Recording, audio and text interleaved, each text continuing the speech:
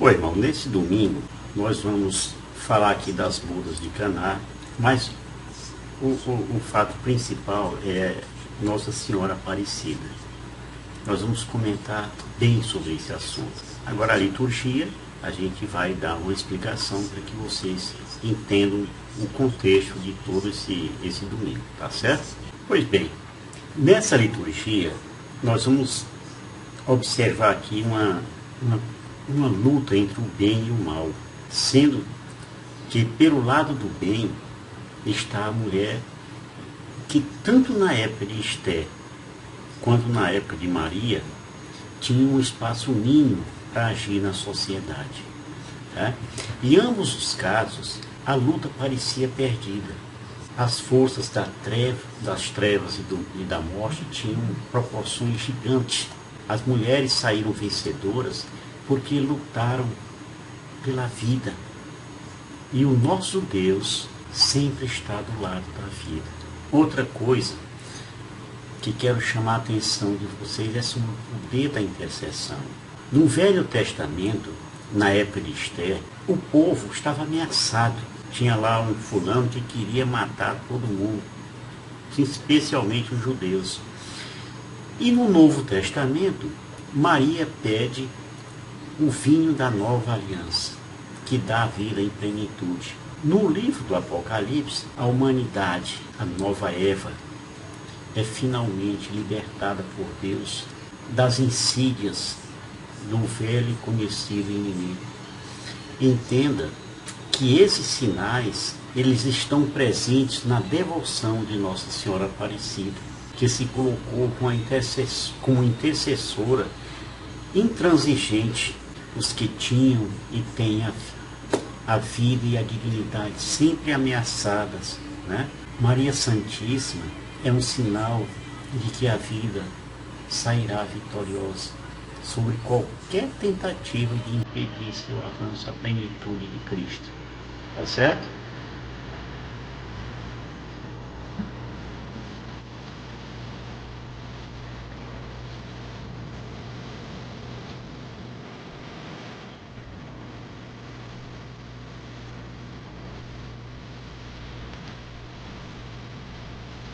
Vamos falar agora na primeira leitura. Diz lá o texto: 3 dias, olha aí, 3 dias depois, Esther se revestiu dos seus trajes reais e se apresentou na câmara interior do palácio, diante do aposento real, onde estava o rei sentado sobre seu trono, diante da porta da entrada do edifício. Mas o que significavam esses 3 dias depois? Ora, Esther se referia ao jejum que ela tinha ordenado ao seu primo pai, né? O Mardoqueu. Então, diz lá o texto: Esther mandou responder a Mardoqueu: vai reunir todos os judeus de Susa e jejuai por mim, sem comer nem beber durante 3 dias e 3 noites. Eu farei a mesma coisa com as minhas criadas. Depois disso, apesar da lei, irei ter com o rei. Se houver de morrer, morrerei.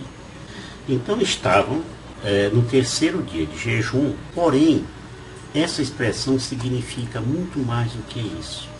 Os sábios judeus, quando interpretam Oséias 6,2, que está dito lá: dar-nos-á de novo a vida em 2 dias, e ao 3º dia levantar-nos-á, e viveremos em sua presença. Entendeu aí?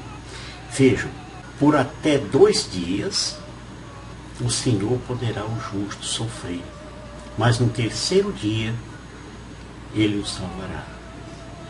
Entenda que Esther poderia ser ali executada, apedrejada, morta, qualquer coisa, né? Mesmo sendo rainha, porque ela estava fazendo uma coisa que não era comum diante do rei.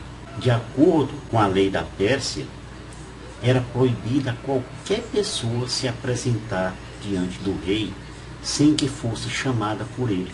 Dessa forma, a rainha Esther arriscou a própria vida para interceder pela vida do seu povo. Pela força de Deus e do jejum, a vida de Esther foi preservada, né? Porque o rei estendeu o seu cetro para que ela o tocasse.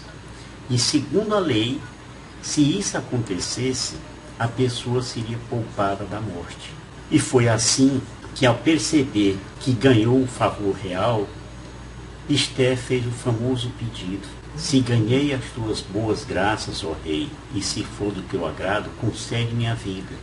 Eis o meu pedido, e a vida do meu povo, eis o meu desejo. Ora, o rei Assuero, que é conhecido aí como Xerxes I, havia-lhe oferecido até a metade do reino, mas ela pediu algo mais precioso, que foi a vida, para si mesmo e para o seu povo. Entendeu aí?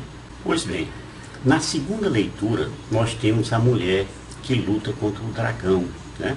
O representante das forças do mal, das trevas, da morte. É uma mulher coroada, mas a sua realeza provém exclusivamente da realeza do Filho, que está dito lá, que veio para governar todas as nações com cetro de ferro. Ocorre que esse Filho, ele foi levado para junto de Deus e do seu trono. E isso é uma alusão à ascensão de Cristo aos céus. Então, quando percebeu que tinha sido expulso para a terra, o dragão, né, que é a antiga serpente, começou a perseguir a mulher que tinha dado luz àquele menino, Jesus, né?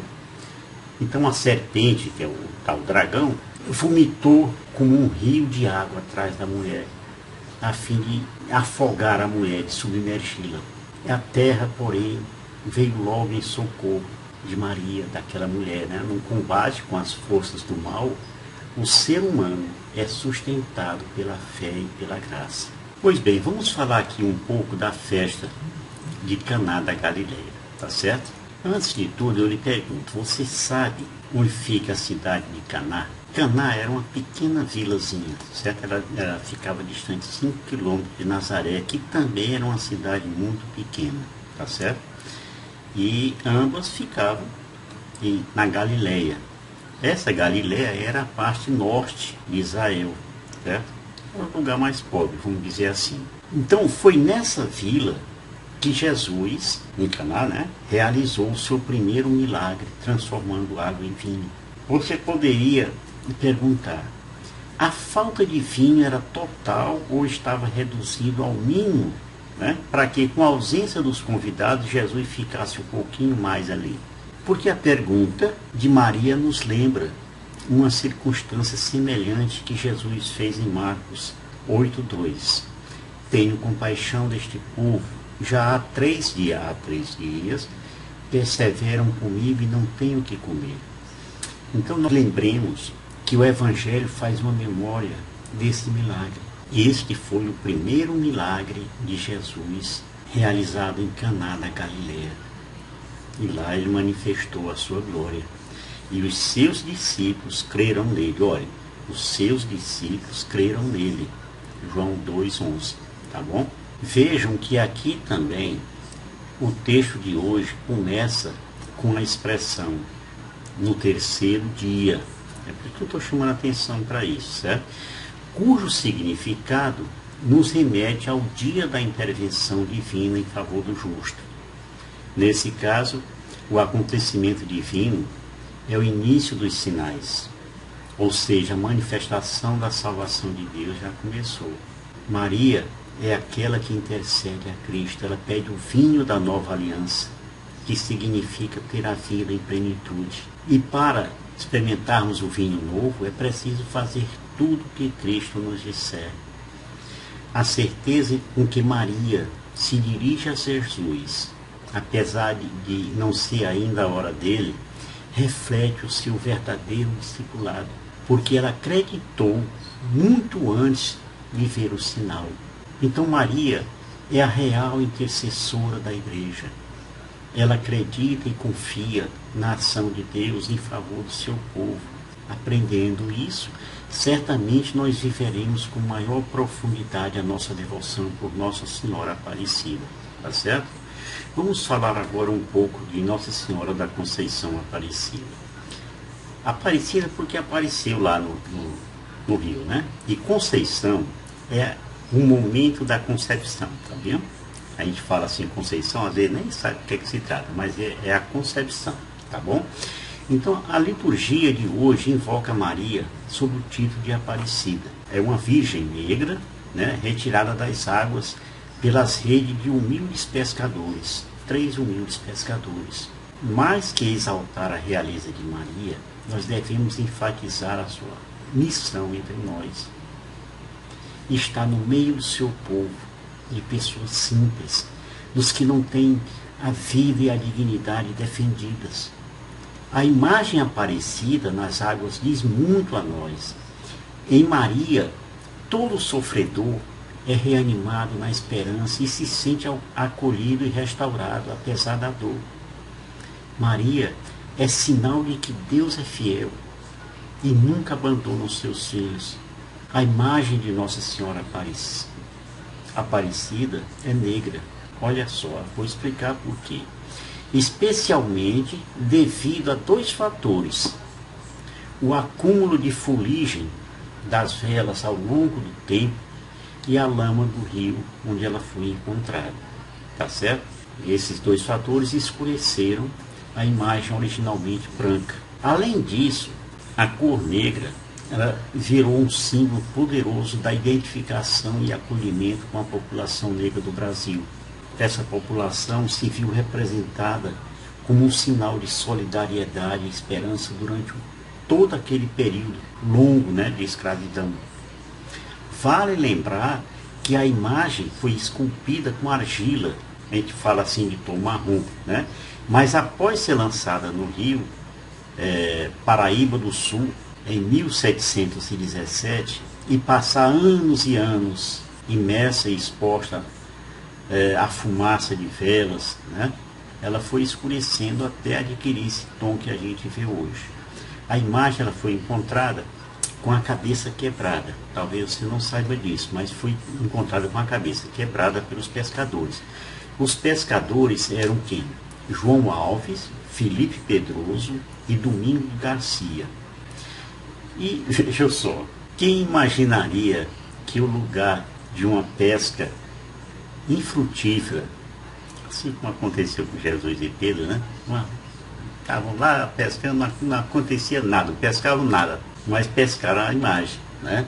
Tornar-se-ia esse lugar onde todos os brasileiros podem se sentir filhos de uma mesma mãe, que é lá em Aparecida do Norte.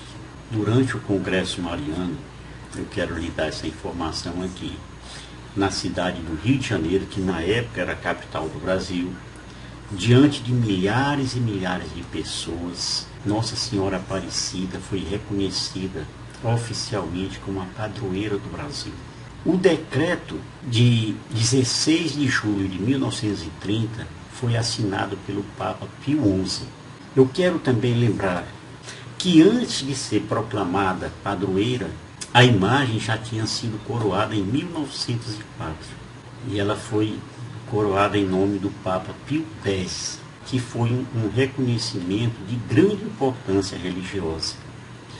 Então, o dia 12 de outubro tornou-se um feriado nacional, certo? Isso oficialmente por lei, a lei número 6.802, que foi assinada pelo então general João Batista de Oliveira Figueiredo, presidente da época, né? E isso aí reforçava o reconhecimento da República Maria, a padroeira do Brasil. Tá certo? E é isso aí, irmãos. Eu espero ter acrescentado algo mais aos seus conhecimentos. Vá à missa no domingo, que o padre vai ainda colocar mais coisas para vocês. Não deixe de ir à missa não. Tá certo? Shalom do Pai.